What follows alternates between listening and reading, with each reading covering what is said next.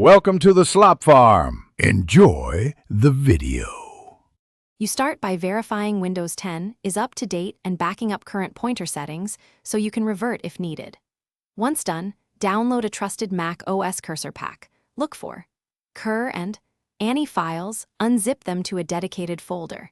Make sure you run the cursor installer or extract as administrator because permissions prevent replacing system cursors otherwise.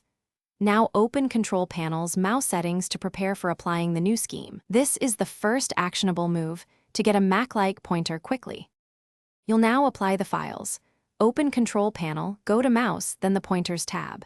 Click each role, Normal Select, Help Select, Busy, and Browse to replace them with the Mac OS-style files you extracted.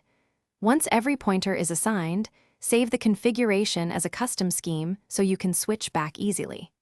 Make sure to adjust pointer speed and turn on or off pointer precision to match Mac behavior. Test animations and hotspot alignment because mismatched hotspots make clicks feel off.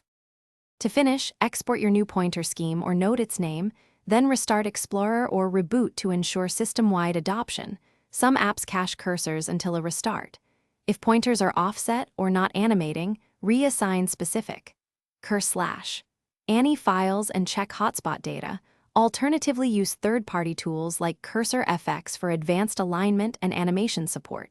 If issues persist, revert immediately by selecting your backup scheme and uninstalling the pack. This prevents pointer loss.